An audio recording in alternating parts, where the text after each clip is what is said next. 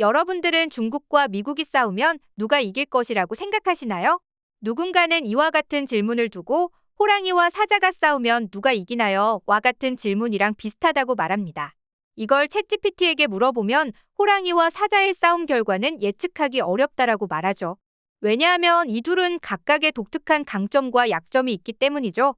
즉, 힘이나 크기가 비슷하면 그 외의 조건들로 승패가 결론난다는 것인데요. 사실 미국과 중국의 싸움도 이와 비슷합니다. 그래서 이들의 싸움의 승패는 전 세계에서 세 번째로 영향력이 있는 제3의 국가가 결정한다는 것인데요. 이에 대해 라몬 파르도 교수는 이제 더 이상 고래 싸움에 등 터지는 새우가 아닌 고래로 둔갑한 한국이 열쇠라고 말했습니다. 여기까지만 이야기를 들으신다면 갑자기 여기서 한국을 왜 찾아 하는 마음이 드실 텐데요. 그런 생각을 비슷하게 가진 한 중국인 유학생도 여기에 반발을 하며 한국이 어떻게 그런 중요한 역할을 하냐며 반박했죠. 하지만 이에 대한 라몬 파체코 파르도 교수의 놀라운 대답은 중국인 학생을 완전히 침묵하게 만들었는데요. 그러자 이 소식은 옥스포드 대학교 교내 신문에까지 실리며 전 세계인들의 관심을 모으고 있다고 합니다. 과연 무슨 일이 일어난 것인지 자세히 알아보도록 하겠습니다.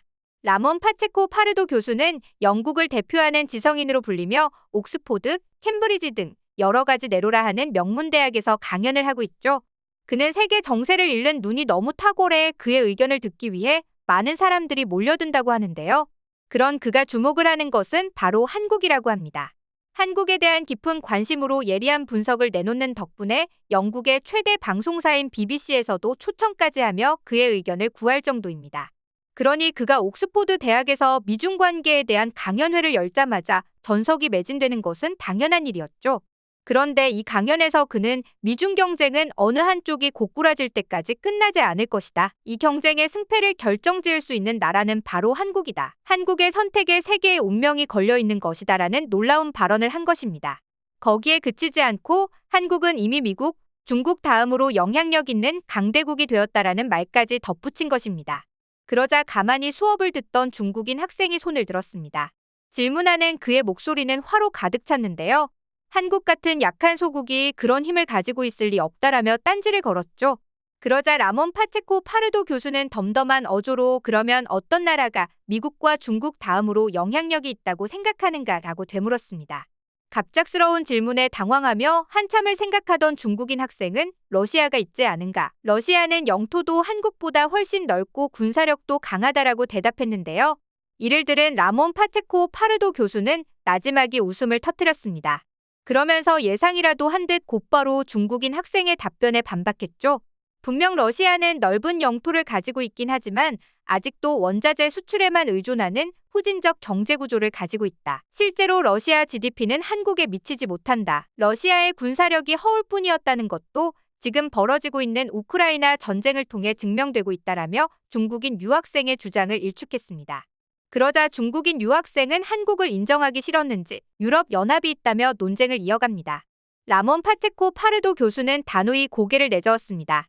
그러면서 유럽은 수천 년 동안 분열되어 있었고 앞으로도 그럴 것이다. 개별 유럽 국가 중에서 한국에 견줄 만한 나라가 과연 얼마나 있는가. 독일은 군사력 기준에서 한심한 수준으로 굴러 떨어져 버렸고 영국과 프랑스는 과거의 영광에 취한 채 비틀거리는 늙은 국가에 불과하다. 이태리와 스페인 경제 규모가 한국에 추월당하기까지 했다.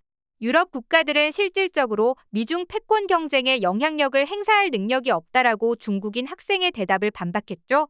그러자 중국인 유학생은 정말 인정하기 싫었는지 중국인인 나로서는 정말 싫어하는 나라이긴 하지만 일본도 있지 않냐며 적어도 일본이 한국보다는 강하지 않냐고 물었죠.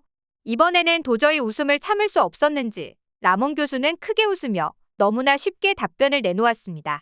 일본은 제대로 된 군대조차 없는 나라다. 중국인 학생들이 가장 잘 알고 있을 그들의 전과 때문이다. 나랑 농담을 하고 싶은 것이 아니라면 그런 반쪽짜리 국가 대신 제대로 된 정상국가를 답으로 제시하길 바란다라고 말했는데요.